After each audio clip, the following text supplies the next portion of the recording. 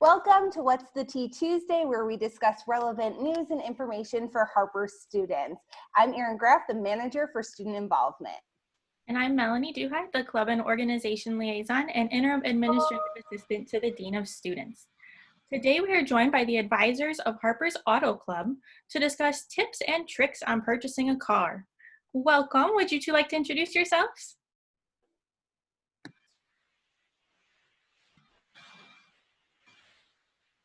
Absolutely. Thanks for having us, Erin and Melanie. My name is Jalen Little. I'm an admissions specialist in the admissions outreach office at Harper, and I'll serve as one of the co-advisors for the Automotive Club. Thank you for having us today. My name is Christina Lopez. I am an adult transitions navigator at Harper College, and I serve as the other co-advisor for Auto Club.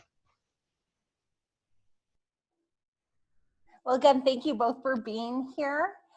So we read a report that both Consumer Reports and Car and Driver reported in May that this may be a good year to buy a car. The pandemic has left a lot of dealerships with an excess of inventory on their lots, and they may be motivated to get rid of them to make room for newer cars. Some manufacturers are currently offering special deals and payment plans.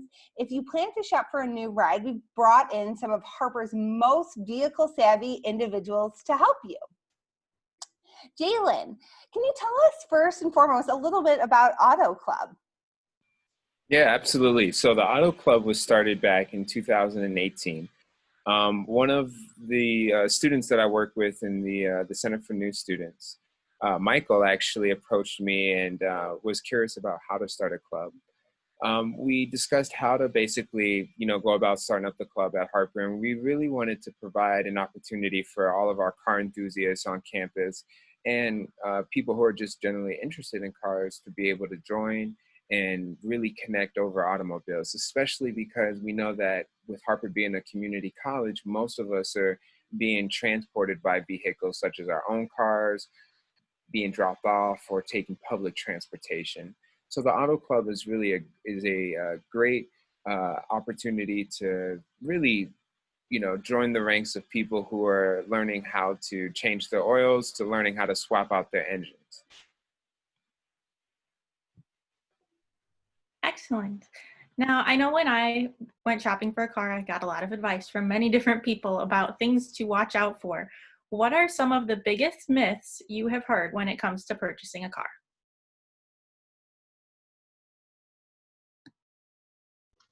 So I'll just go ahead and take on that one. So I think it can be really scary to purchase a car. It's a big purchase. It's a big leap. But I think one of the biggest myths that I've heard personally is like the price won't change, and that's absolutely not true. You can definitely negotiate and get a better deal. Just from personal experience, with the dealership, having my heart and eye set on a specific vehicle, and it is maybe listed for a certain price, but I did my research and I know maybe it's worth a little bit less. You can always negotiate, always walk out of that dealership with a better price. So you don't have to purchase it for that price that is listed as. I think negotiation. I think a lot of people forget that you could do that.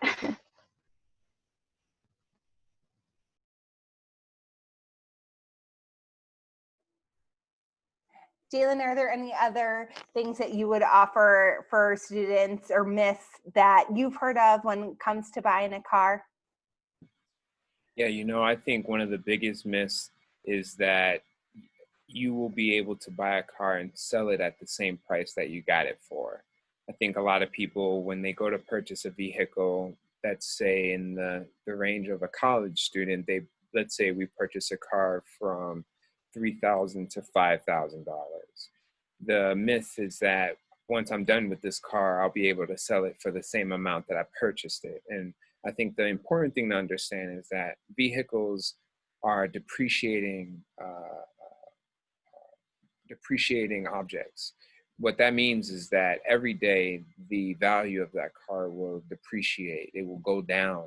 So when you purchase a car today at $5,000, that car next year today may be worth $3,000. And I think that's, a myth that the value will go up since I've, held on to this car and kept it in good condition. No, it's actually going to go down. Thank you for sharing that. That was one of the things that I had learned in a previous role in my career, is that someone came in and talked to students about purchasing cars, and they said the minute, even if you buy a brand new car, the minute that you drive off the lot, the value of that vehicle drops significantly, and so that you have a better value in purchasing a used car over a new car, and that if you're trying to be financially conscious of your purchase, it's something to look into, the benefits of buying new versus used versus leasing. So it's something that a student really wants to look into to make sure that they're making a wise purchase and being able to afford those monthly payments for that vehicle. Absolutely. And I think, it's so important to just do Google searches on how much should I be paying for this car? From personal experience, Christina knows this. The current car that I have right now, just a little background story. I was driving a car from the 90s. My family owns a junkyard, so I was able to get these vehicles for like $500. I had a Saab 9000 CSE, which is this small European hatchback car that looks like a spaceship. And basically, I had no heat during the winter, no AC during the summer. So one day back in May of 2017, I pulled up to a dealership, having done no research, just all impulsive because it was hot outside, much like the sun up here. And I pulled up to this dealership, got out, and just said to myself, okay, I'm only here to look at a car. And so I ended up, of course, looking at all of these cars, and of course the salesman, they were just like, okay, we need to put this dude in a new car. So without me doing my research, my Google searches, I ended up in a vehicle where it essentially put me underwater in terms of the amount that I paid for it versus the amount that it was actually worth. So I think it's really important to do a lot of researching, like Christina said, before you go in and make your first purchase on a new vehicle, or any vehicle for that matter. Yeah, I'd like to just piggyback off of that. Some of the things that I had written down in my notes is that the value, like Jalen was saying, of the car goes down, and not even like as soon as you drive off, as soon as you sign, the paperwork, that the value of that car is going to go down. And so as a car enthusiast, we know like the value of cars. But before doing that research, if you're just like somebody that doesn't know anything about cars, that can be really difficult. But car companies come out with models, just like regular models, production cars that come out every single year. So if you're going to buy a production car, new or used, just know that like next year they're going to come out with something better and your car already lost its value. But if you're looking at like limited edition, special models that maybe you're going to put some work in, you might end up making a profit or keeping its value if you do try to resell it maybe the next year, a couple years later down the line. But yeah, definitely Google, talk to people, do your research, make sure that that car is going to keep its value. If it's going to be something that maybe you just want for a couple of years, that you're just going to use for college, after that you're going to be done with it, just know that you're not going to be able to resell it for that amount. It's going to lose its value. That's great. And I think one of the other things that I learned from personal experience was that, I was involved in a car accident. Someone had hit me. And so I needed to go and purchase a new vehicle because mine was totaled. And so I went to the dealership, not really with a plan. And I ended up, again, way over my head, that I purchased a car. The monthly payments were going to be outrageous. And I came home and my husband was like, what are you thinking? Like, we can't afford this. And so we actually brought the car back to the dealership, and understanding what our price point was, to say, we need to look at vehicles that our monthly payments will be in this range. And that would be some of my advice to students, is understanding what that range is and looking at vehicles that will fall within that range, so that you don't make the same mistakes that I did, just kind of going in blind and saying, like, sure, I think I can afford this. Because it looks really nice, and I want it. Versus, sorry, we have a package. Versus what's being delivered. Melanie, do you want to take the next question? So when you're purchasing a car, what is the difference between buying and leasing? And is there a time when one is preferable over the other? Yeah, so when you are buying a vehicle, you are telling the dealership that you want to own that vehicle. Now, if you're going to buy a vehicle, that means that you are planning to pay it off in full. So in case in point that I want to purchase this vehicle, I'm going to buy this vehicle that's $5,000. I go to the dealership with $5,000. The dealership will hand me the title to this vehicle, and then this vehicle will be mine, and it'll be in my possession, according to the state. And when you are leasing a vehicle, you're pretty much borrowing that car from the dealership. So you're saying, hey, dealership, I see you just came out with this new 2020 Jaguar. I want to lease this car because I don't really want to buy it because I know you're going to release a new version in 2 years. I just want to borrow it from you, make sure it runs good, and I want to give it back to you before I reach 10,000 miles. Now, the thing with buying versus leasing, I think, depends on your lifestyle. So in the case that, which I've been able to really understand this from some friends of mine that are leasing, because I bought my car. From what I understand, when you're leasing a vehicle, that's more so if you're not like necessarily driving everywhere. So let's say you notice that you may drive 3 or 4 times out of the week, and you know for sure you're not going more than 100 miles.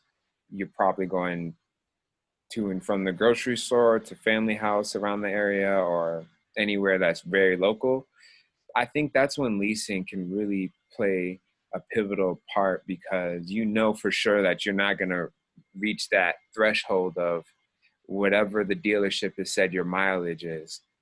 Now, I will say that you can lease a car, fall in love with the car, really like it, and then tell the dealership, hey, I want to purchase this car. And so at that point in time, you can then switch it over from a lease to buying. But you can never start buying a car and then say, I want to lease it now. You know, the dealership is like, no, you signed paperwork that said that you want to buy it. You know, I know some folks who are leasing their cars right now who plan on buying their car because they really enjoy it. I think the thing to be aware of with buying versus leasing is that if you're leasing a vehicle, if you do anything outside of the construct of what you and the dealership have agreed upon for that vehicle, you can essentially breach your contract, which means that, you know, let's say, for example, the dealership says, hey, don't go over 10,000 miles. You go over 10,000 miles, the dealership says, hey, you've breached the contract. There might be a penalty for it or some other repercussions. So just something to think about there.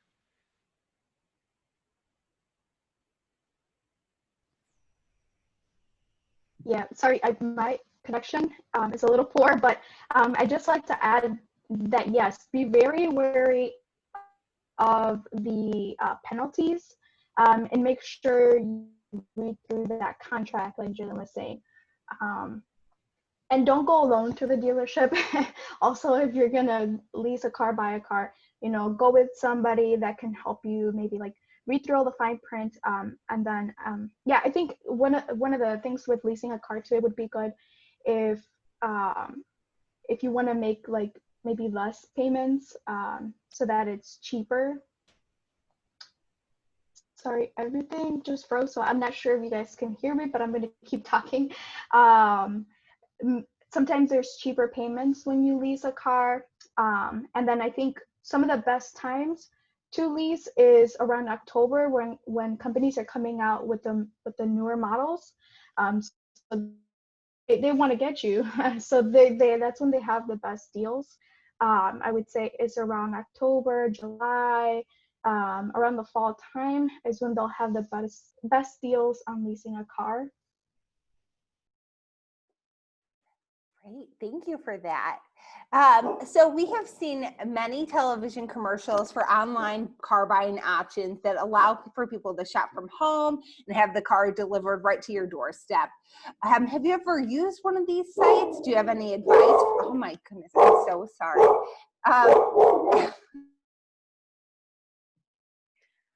Would you have any advice for somebody looking into that online purchasing option? Yes, yeah. I love the dog. He's like, hey, I want a car too.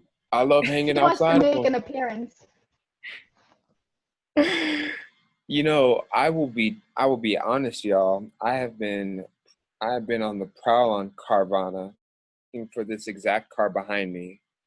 And you know, I think that with, you know, I think with online car dealerships, see, Christina knows. I think with online car dealerships like Carvana and a lot of these, I do think there is a lot of benefit in those. And for case in point, when I was at the dealership in person, I felt this sense of like being pushed almost and having to always push back. And that in return gave me a lot of social anxiety in the moment where I was feeling a lot of pressure from this salesperson saying, hey, buy this car. What are you doing? Just buy it, you know?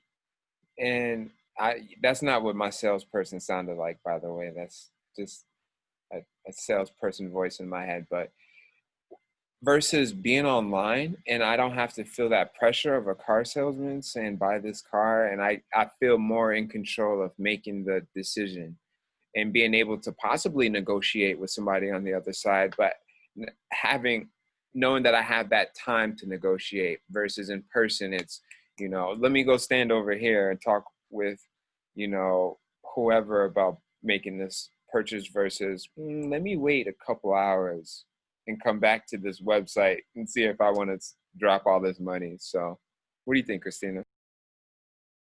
Yeah, that's a really good point. I actually had not thought about it that way because I'm the opposite. I want to be in the dealership in person.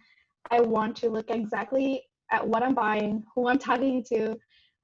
Just walk in there very confident, knowing exactly what you want when you want to purchase. Um, but that's a really great point, and that would be an advantage to people who are maybe still on the fence, still doing their research, and get anxiety from walking into the dealership because they just like jump on you and like, hey, come look at this, come look at that, and you just want to browse around. That's a great option for somebody that's maybe just window shopping, just looking around. But I would still, again, do the research and just like look at what your options are, just keeping in mind that you're not looking at it physically. You don't know, like you can't test drive it at the moment, reading all the fine print if you are going to go that option. Wonderful. Well, thank you. So to close this out, I have one final question and we're going to wrap things up. What is one thing a student should do, in your opinion, before going to the car dealership or even looking online? What is it that they need to look for or prepare for, in your opinion? If they don't take any advice at all, what's the one thing that they should do to ensure that they are in some way prepared for purchasing a car?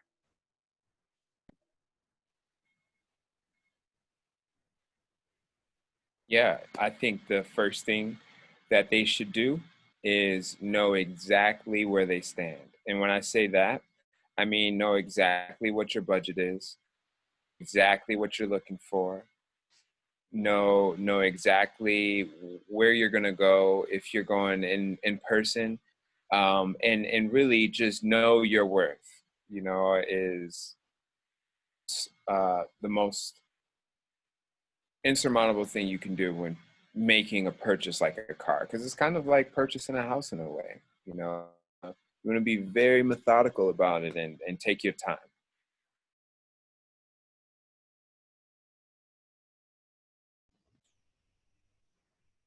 Yeah, definitely take your time, and we cannot say this enough, is do your research. And I'd actually like to share where my husband and I do our research when we're looking, is Auto Tempest, because this website combines Craigslist for you, ecars.com. So it's kind of like, it just compiles it for you. It's like a good search engine. So that's where you can do your research, talking to family and friends, knowing your budget. If you maybe like do your own personal research, maybe looking at your credit before you even go in there and run it for you, and you realize, gosh, I'm gonna need a cosigner, I'm gonna need a down payment, my interest is gonna be really high. So kind of knowing where you stand financially is like, okay, I'm walking in there, I'm gonna buy this $20,000 car.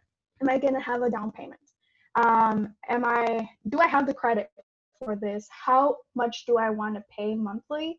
And what's my budget for my monthly payments? And again, am I going to need a cosigner? Always bring somebody with you that you trust and that you rely on. And so you've done your research, you're walking in knowing exactly what you want, you're knowing your budget.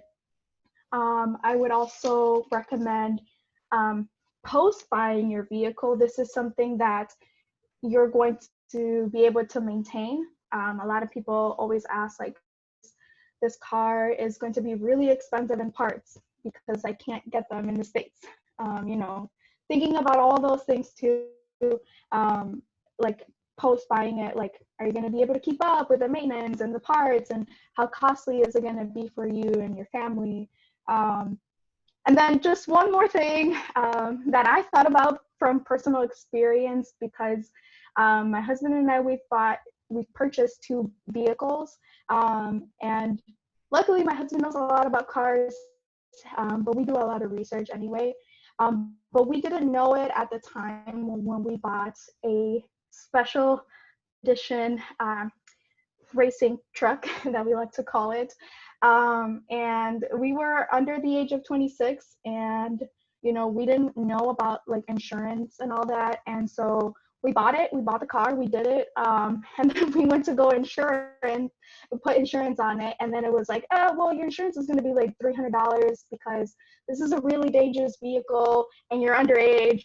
So you know, all of that, it's a big responsibility, so do your research. Well, thank you for that great tips, both of you. Christina and Jalen, thank you so much for coming on What's the Tea? We hope you have a great week and have a good luck with that car buying process. We know that you'll do a great job with it. Thank you for having us. This was awesome.